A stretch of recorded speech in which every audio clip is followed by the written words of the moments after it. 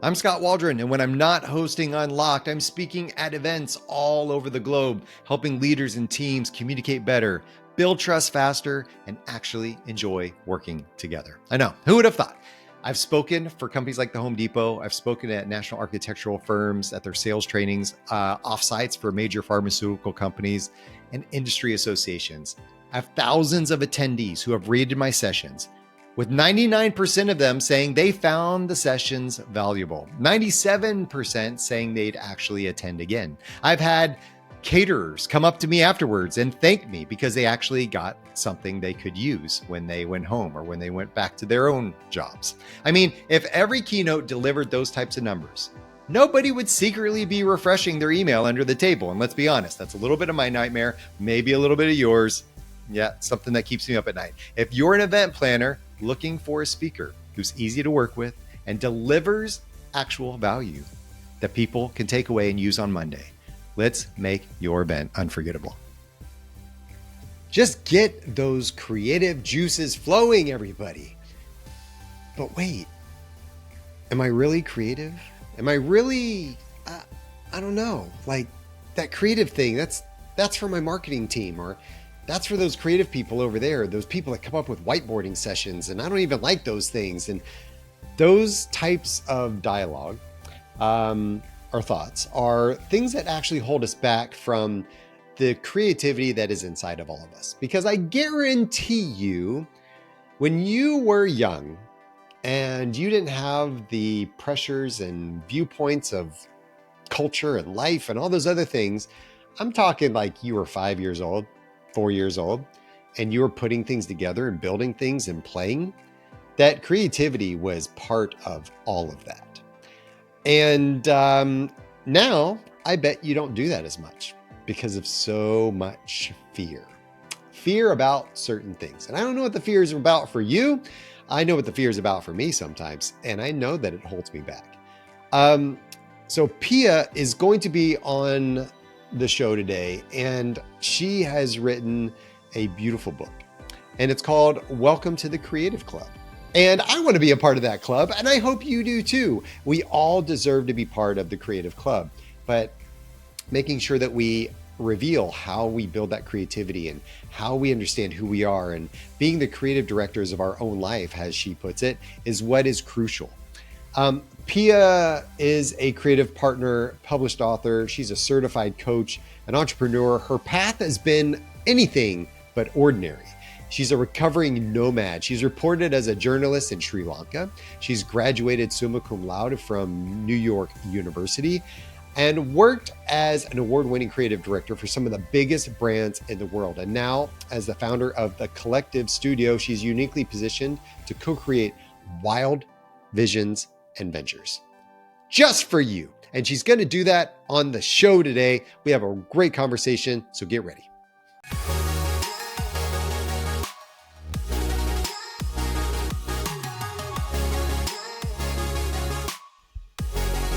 Goodness, Pia, it's been a long journey getting here. Just this morning, it's been a long journey getting here. So thanks for hanging out with me. I appreciate it.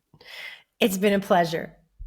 We're traveling together. Has it been? Yeah. I think sometimes when we go through challenges, we get a chance to see how we show up for ourselves and others, you know? That's grace it. and space. And you know what it tells me is, like, struggling to get on this just makes me realize how much we need to have the conversation. You know, something's trying to keep us back, but we are not going to falter. Nothing's going to hold us back, Scott. Nothing. We got this. And just if people just read and understood, I mean, after your bio, like, go read your website and read about the things you've done. You're not, I don't think, somebody that gets held back easily anyway. No, things happen. This is one thing, actually, I tell my husband, we're probably going to hurt each other. Things will happen because we're human, and it's part of it, comes with the territory. It's not the thing that happens that matters. It's how we respond to what happens.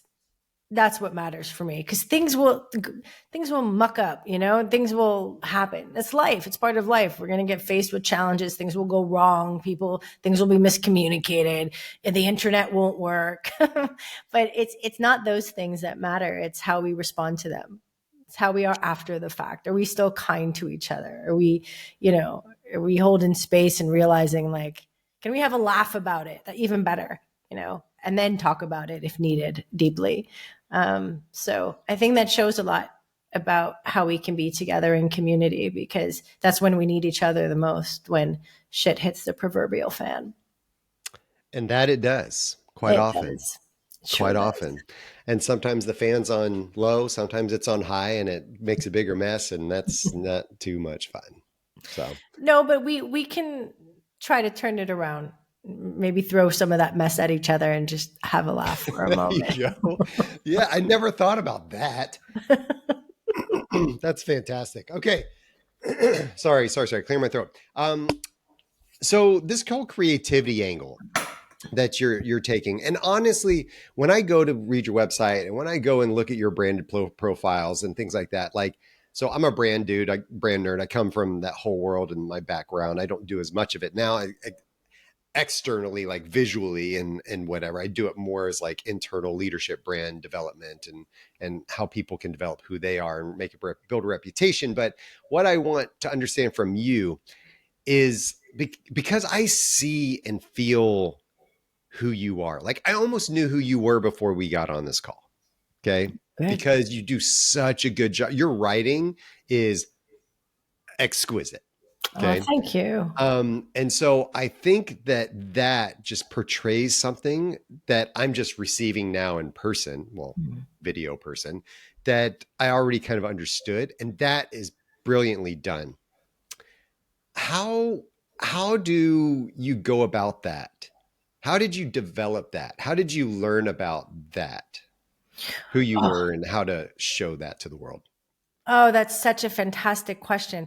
Well, I spent many years working as a creative director slash copywriter slash creative strategist, doing that for brands. So, like figuring out how to capture their voice, how to express it in a way that deeply resonates with their audiences.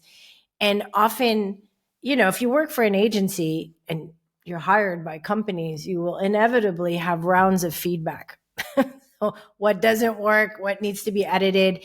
And, you know, it comes with the territory. It's how it goes. But when I started my own business in it's 2021, I started Launch Kollektiv Studio.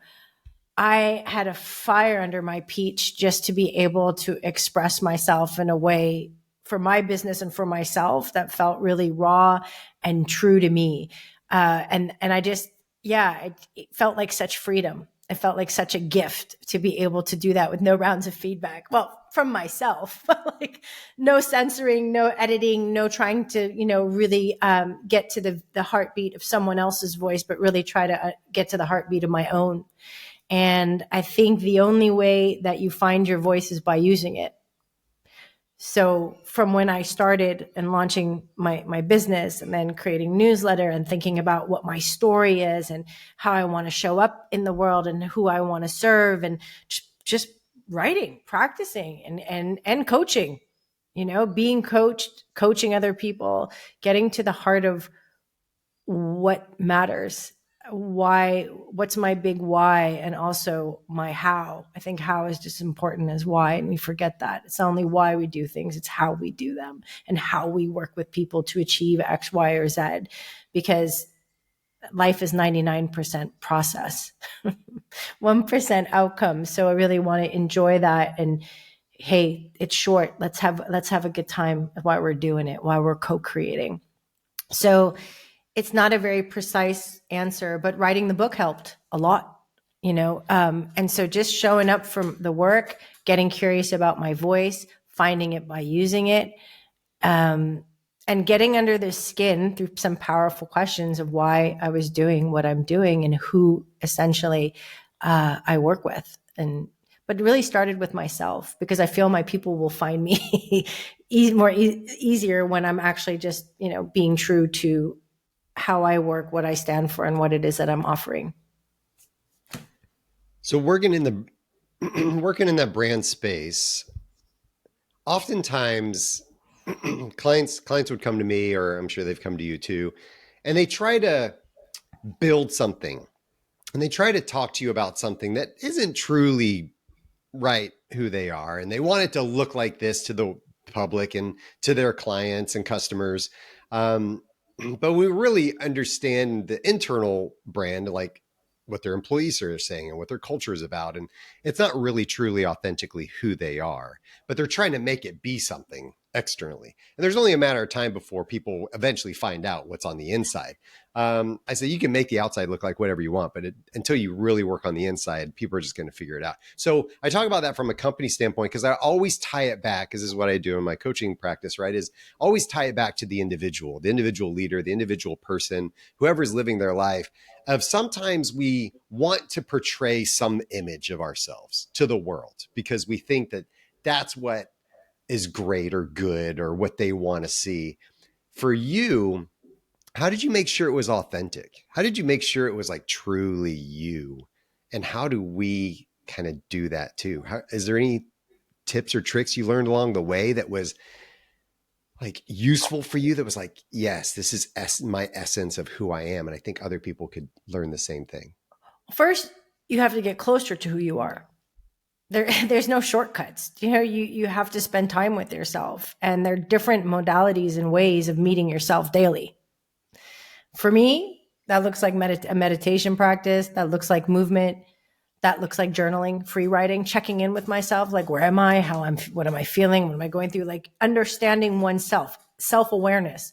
And we can also heighten self-awareness through in a variety of different ways, but even, coaching and therapy. Like, what makes me who I am? What are the stories that drive me? What fuels me? What stops me? What gets in my way? What do I really dream of? What kind of world do I want to be a part of shaping?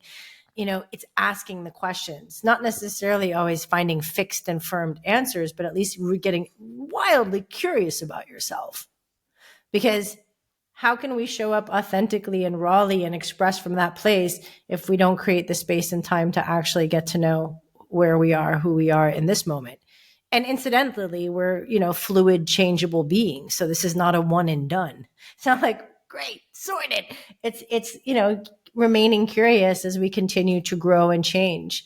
And having a certain, I guess, vulnerability, courage to be vulnerable, courage to share the bits that we might normally feel compelled to hide, because that vulnerability creates connection. It's universal. It's pretty vulnerable being on this planet spinning at 1,000 miles per hour across the Milky Way with a hidden expiration date. Being human is a vulnerable place. And I think when we kind of connect to our own vulnerability and where we show our beauty marks and our bruises, that creates connection, and that feels very authentic because we're not self-censoring. We're not like, I'm just going to, and I know I'm a recovering shapeshifter. So I know what it's like to self-censor, right? To like curate a version of myself that would feel palpable or accepted, or to succeed in different environments, especially as someone who moved around my whole life. So I get that. And there's no judgment in it. It's just, there's a time to come home to your original shape and to show up with all parts of you with you. You don't have to like put it all on the table and be buck naked, but got to be prepared to reveal some shoulder and some rawness. And I think that goes a really long way. And that's also part of what I think. I didn't think that writing my book would be such a transformational sort of process, but it was, because that's what I had to do. If I wanted to invite people to reclaim and to access and apply their own creativity to the design of their lives, I needed to share examples of how I lost and found my creative power. And the examples of losing my creative power is not very pretty. And there are parts of myself that I realized I needed to welcome home, and I needed to hold instead of push away, and to be brave enough to share those parts in service of. It's a lot of words to answer your question. So many words, but they were good words. All right. Good words. Can you elaborate on that losing creativity part? Like, can you just kind of briefly tell us about your experience and what that was? Well, I think the way we define creativity in our own kind of collective cultural narrative is very much artistic expression, right? So people think if you're creative, oh, you must be an artist, a dancer, a filmmaker, a fashion designer, etc. But creativity is much more than that. Creativity lives in virtually every single domain, from science. Actually, I read this and I was doing research for the book, and in an academic journal article, it said to also crime. Crime is very creative. I was like, oh, yes, it is. That's actually quite true. Crime is very creative because there's all these challenges and stuff. Not that I'm advocating to get creative with crime. I'm just saying it was an interesting reminder that it's found everywhere and in everything. It's an innate part of who we are as humans. It's what enabled our survival as a species. It's how our brains are wired. I mean, creativity is a fundamental part of being human. And when we, relegate it to the realm of beret wearing artists, then we kind of start to lose touch with our own creative power, I believe. Or sometimes as well. So that's just how we define it. And then we find ourselves saying, well, I'm not creative. I'm not a creative type. I can only draw stick figures. And it's like, creativity is so much more than that. And so part of reclaiming your creativity is to say, like, hell yeah, I'm creative. Look at how I solved that challenge in such a unique and novel way. Look how when I'm connected to that unique frequency or energy of who I am, and I create and write and express and move from that place, there's no one else like you. And there's nothing more original than that expression. I mean, that is all creativity. So those are beliefs that kind of hold us back from our creative power, if you will. And then there's life. I think when we're young, being creative is just a part of how we do things. Like we play, we imagine, we build stuff. I mean, we don't start building a Lego castle, and start thinking, oh my God, if it's not perfect, then I won't be able to share it. And then what if it doesn't look like Johnny's castle? And none of that. We're just playing. It's just fun. We're not attached to a specific outcome. And I think we start to lose touch with some of that playful, imaginative joy of just making stuff because we feel moved to as, responsibility and responsibility and routine start to overshadow risk, and awe. Our creativity starts to get a little stumped or blocked up. And we also, when we lose touch with who we are, when we forget that it's like there's no Scott Waldron in the world. There's no other Scott Waldron in the world like you. There's only one. So when you create and make and shape from that place, it is going to be inherently creative because that is a definition of creativity, right? It's creating something novel, original, and useful, sometimes delightful solutions to everyday challenges. When you're talking to your clients, do they get that? Like, do you have to beat that into their heads that is there? What's holding them back from believing that thing if they do believe that they're not creative or they're not original or whatever? Well, I guess it depends on the client, but I've also worked with people who have had creative blocks, right? And so often the block has to do with fear as the core of everything, right? Every block is fear.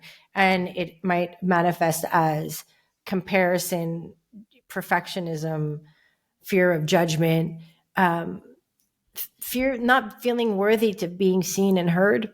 That's also something. And getting sort of stymied or frozen from creating. Like, I don't know, what if this happens? What if that happens? What if I'm this? And just reconnecting to the joy of creating. Just try. Run experiments. That's what I love to say. Run experiments. Experiments, it's such a beautiful frame. Because an experiment is also meant to fail.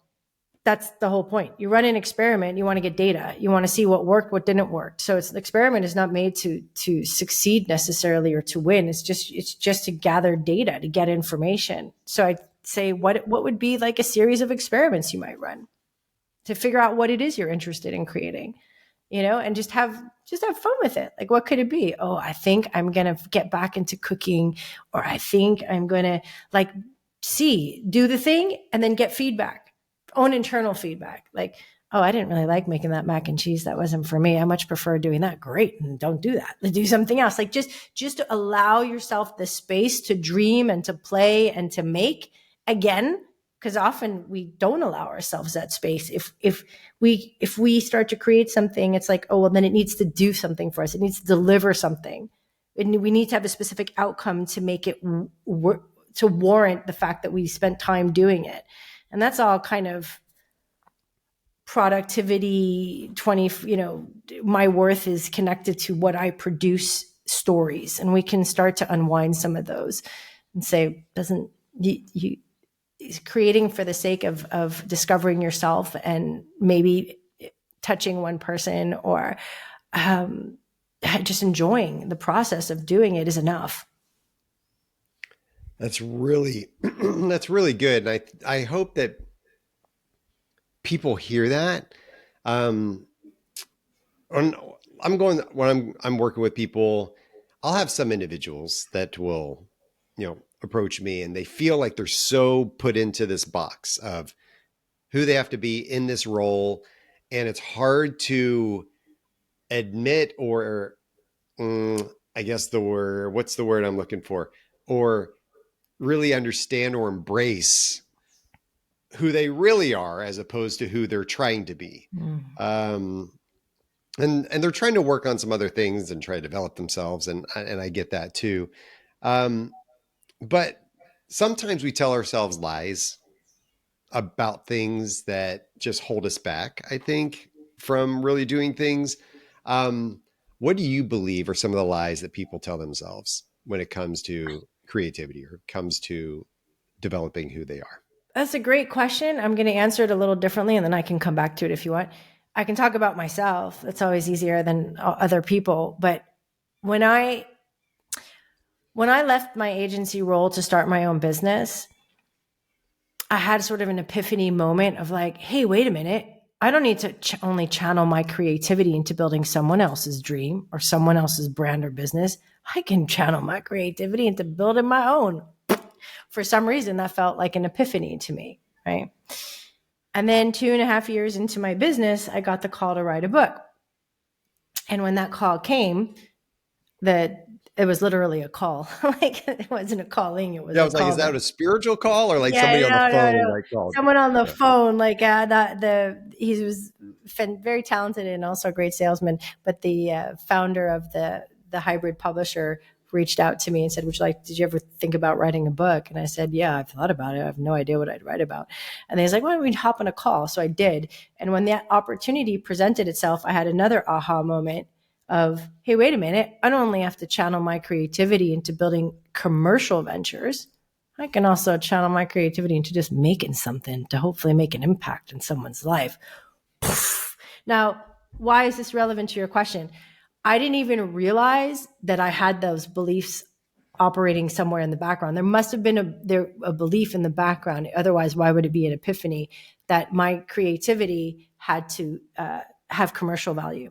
It had to be directed into something that could, generate profit, income, et cetera, et cetera. So that belief was kind of hidden until the opportunity came. And then I said yes. And I was like, oh yeah, hell yeah. Oh, why wouldn't I do that? And I was like, oh, I didn't even realize that was operating in the background. So sometimes I think it's not the lies that we tell ourselves. It's more insidious. It's the beliefs that somehow get so encrusted that it's difficult to even become aware that they're operating in the background that can hold us back. And I think the way to break through that is through action, right? So you do the thing, opportunity strikes, or there's a chance to try something. You might feel scared. I did feel scared before writing the book, like, shit, this is a big investment on many levels. But I took a step. And when I took the step, the realization or the belief kind of stepped out of the shadows, and I was able to go, oh my God, okay, I didn't even know that was there. And then I could choose differently, because we can't really make a real choice unless we're aware of what we're choosing, or what the beliefs are in the background. So that's my answer to your question. That's a great answer. I love the taking action part. I mean, I need to hear that over and over and over again. I was just talking to somebody yesterday that I'm working on another podcast show. Fantastic. And I've recorded like 10 episodes, I've developed all the graphics for it. I've written the overview. Like they're in the can. They're like done. And I haven't launched the show, What you know? stopped you?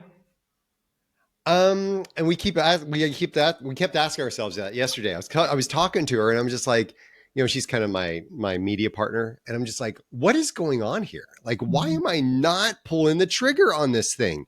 And I think it was just because I keep dreaming about possibilities and my internal perfectionism like holds me back from really like putting it out there the right way.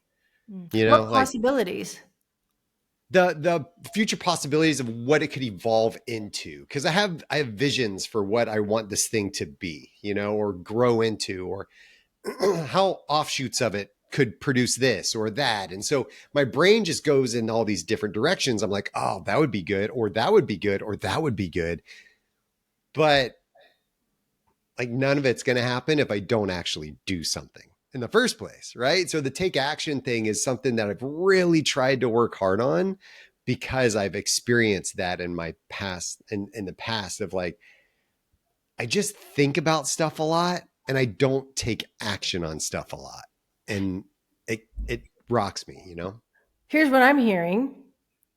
And I raise my hand to be guilty of this as well. And it's not even guilt, but just I do this as well.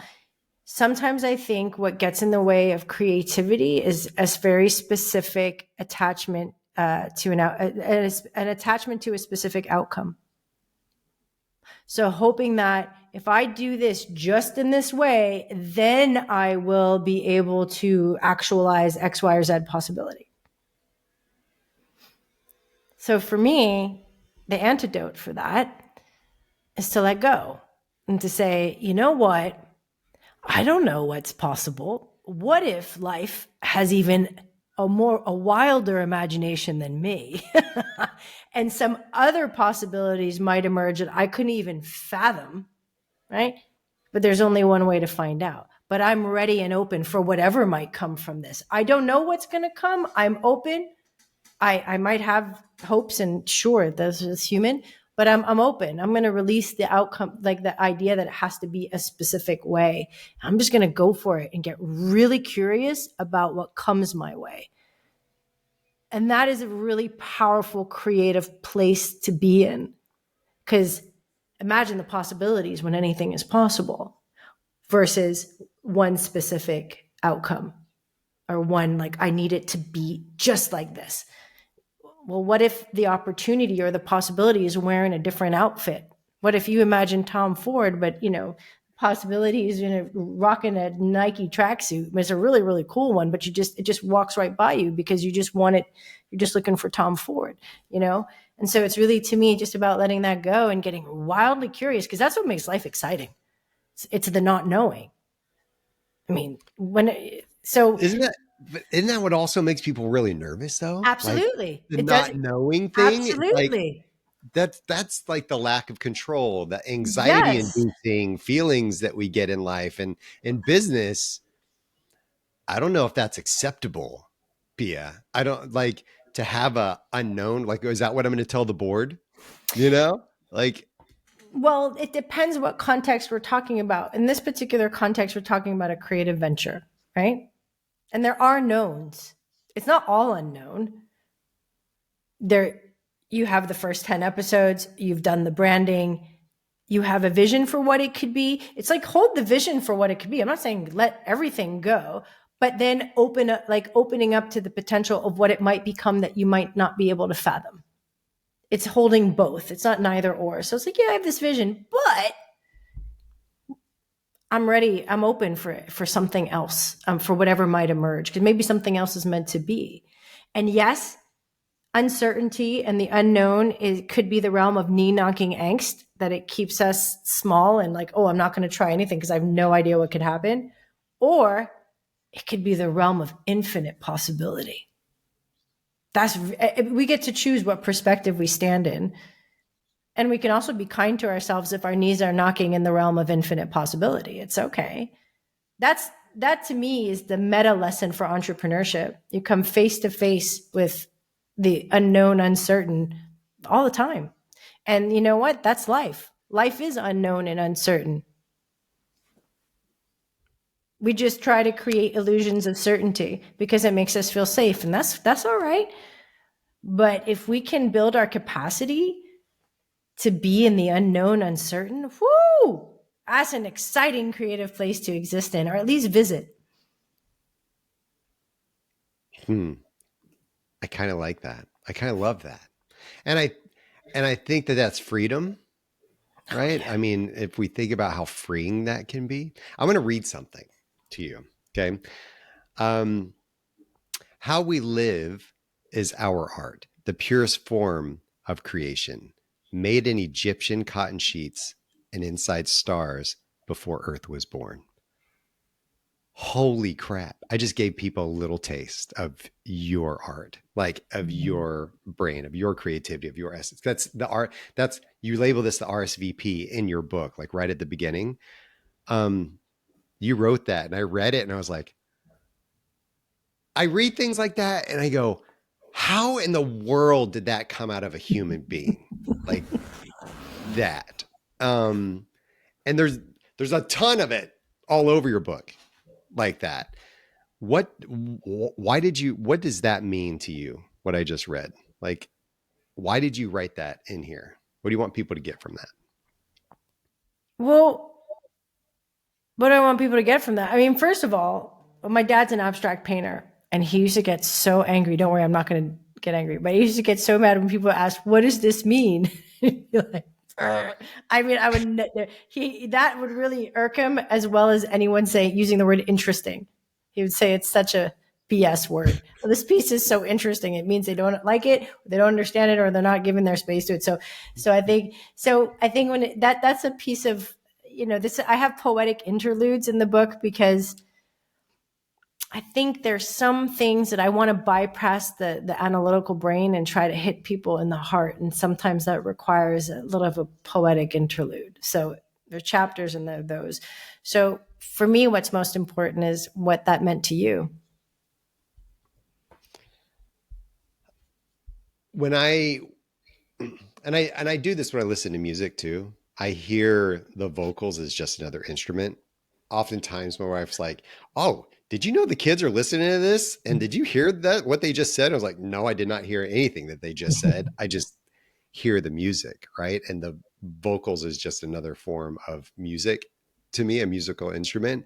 And when I read the words, I don't even digest them deeply about their meaning as much as I see and hear the rhythm and the artistry of how they're created and formed together that cause me to feel like a little bit of awe.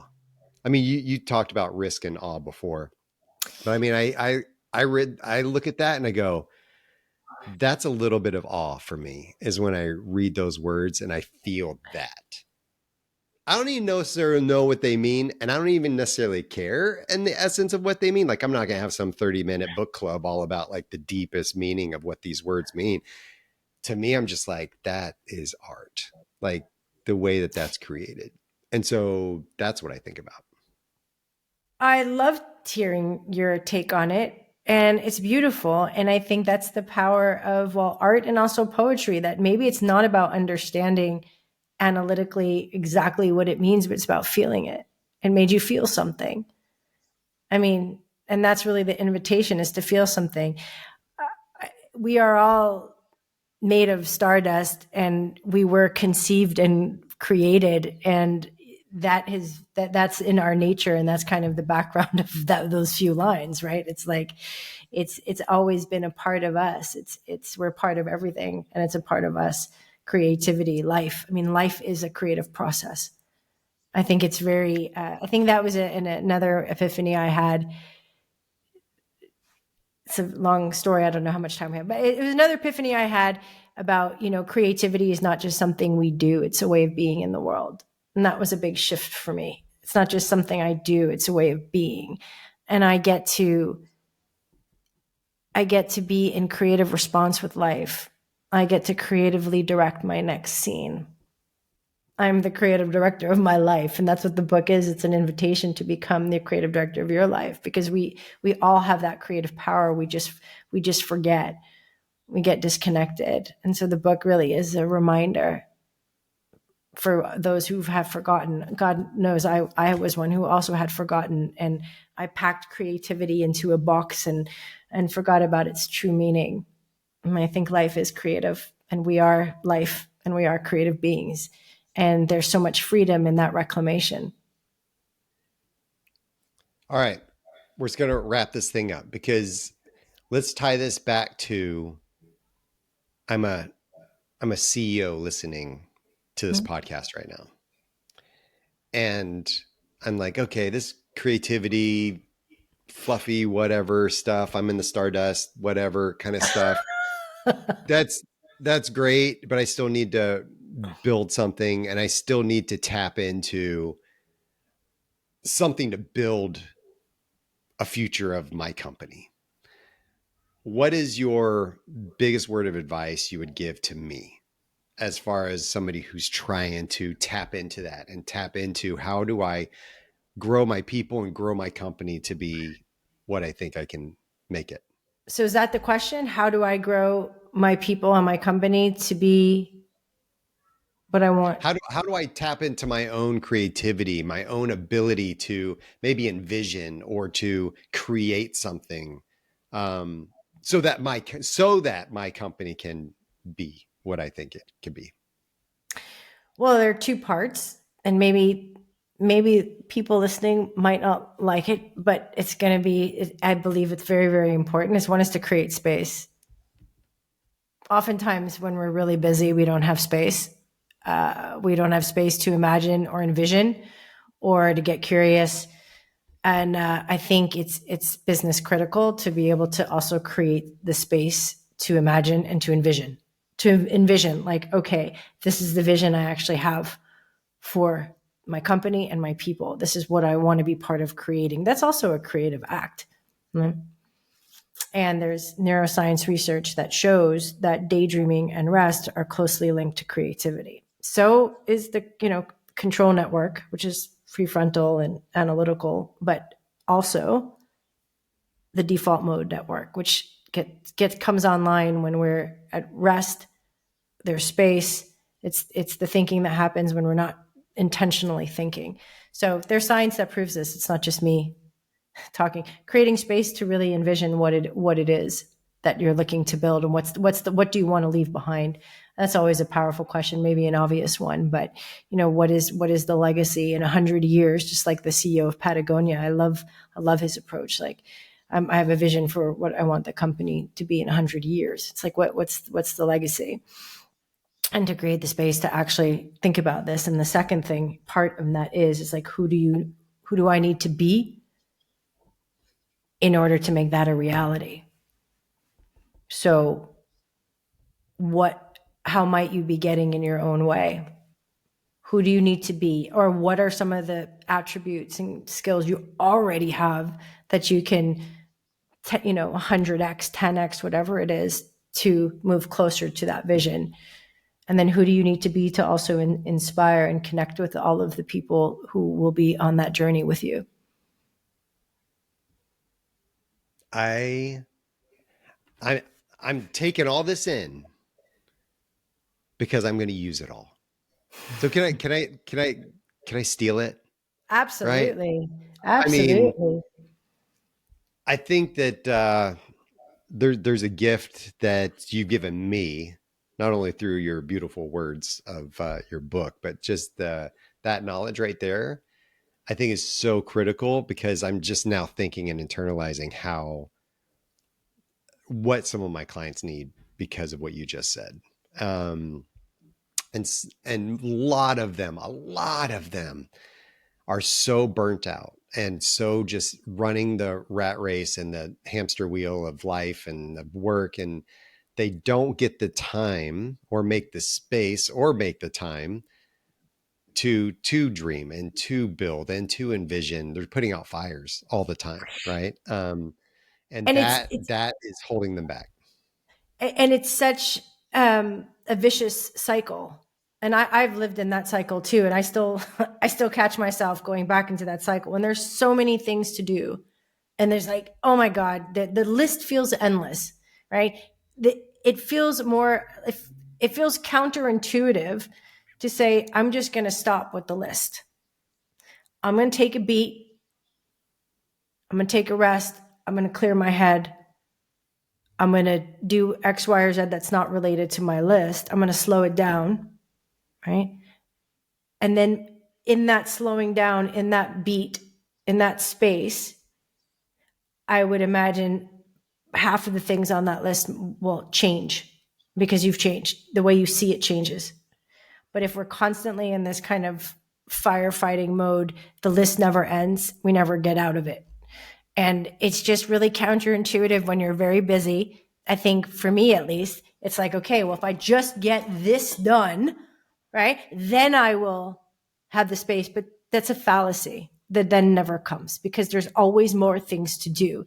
And what's really needed is to have, in French, there's a beautiful word, recul, is to have the ability to take a step back in order to see the bigger picture. It's the ability to be able to go inside the helicopter and to look down at all the pieces, because as a CEO, it's really what you need to do. You need to have, be in the helicopter, look at it all, and you start to get a different perspective on what's going on. You start to see things differently because you're on the helicopter, and get out of street view.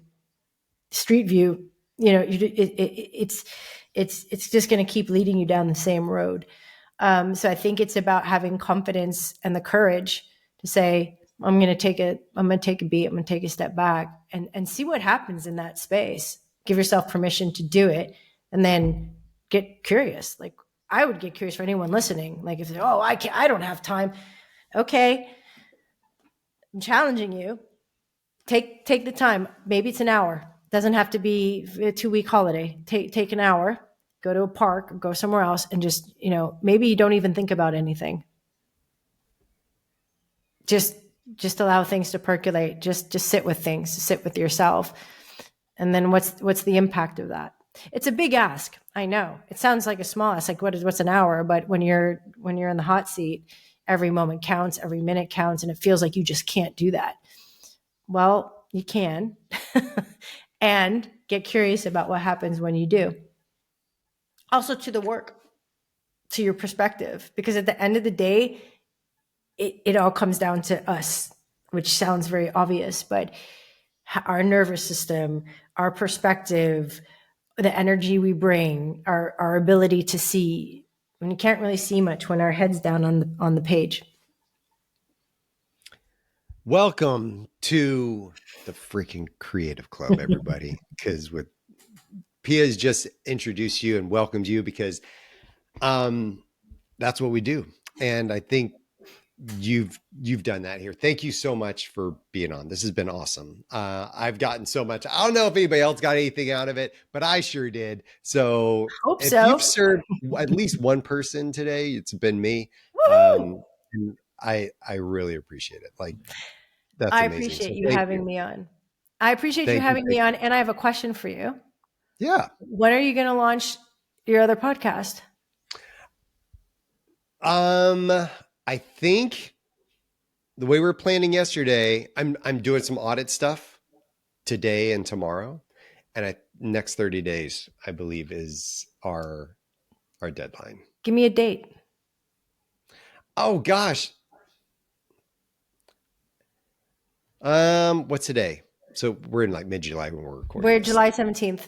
Yeah. So when we're recording this thing, I'm probably going to say July 31st. Does July have 31 days? What's the last day of July? I do my knuckle thing. January, February, March, April, May, June, July. Okay. Yes. 31. There's 31 days in July. So July 31st. No, August. August 31st. That's what I meant to say. Is that what you meant to say? It's funny that you said July. I know it is because I was looking at the word. Is there a reason you said July 31st? I don't know. I'm kind of feeling there's a reason. That's what is that? That's 2 weeks, 2 weeks away. Yeah, it is. So what's stopping you from doing it in 2 weeks? My media partner. Okay. Making sure that it's in line with what she needs me to do and getting my sponsors on board. And okay. So how about August 29th, which is a Friday? Because the 31st is a Sunday. All right, everybody.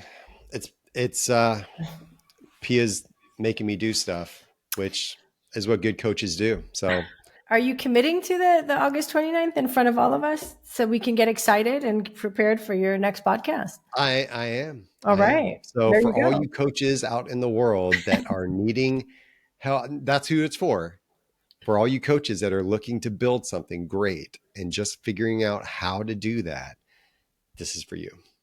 Okay. I'm so excited. That's a good thing to remember too, whenever you feel stuck to launch Mhm. or to do anything, is the impact that you're going to have on people. I know. So who are you not to do it? Who are you to hold back and to wait when someone out there needs exactly what you're going to be sharing in that podcast? I can't hear you at all. No. But you're muted. Oh, well, then let me unmute my microphone. And now I will ask you where people can get your book and where people get a hold of you. I got to stop hitting I was coughing, so I'm sorry. Go ahead. That's okay. Home base is kollektiv.studio. That's where you can find out more about my work, book a chemistry call, sign up for newsletter, also find out everything about my book. The audiobook also just launched a couple of weeks ago on Audible for those people who love the spoken word. I narrated it. That was another wild creative project. And the book is available on Amazon, on bookshop.org, on Barnes & Noble, wherever you prefer to buy a book. Well done. Well said. All right. Go out there and kill it. Keep doing your thing because it's amazing. We need people like you in the world. Thanks, and ditto. I can't wait to listen to that new podcast, and thanks so much for having me on.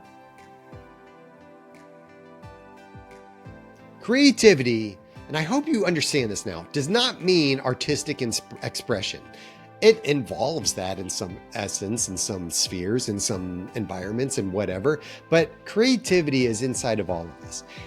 And we deserve to be able to share it and use it. All of us. We deserve that. It's there. So it's a strength that we need to learn to develop, I think, and learning how to use it. It's already there waiting to be unleashed, but we keep holding ourselves back with that idea of fear. Do we have the ability inside of our cultures to take risks and to experience awe? I love that, risk and awe.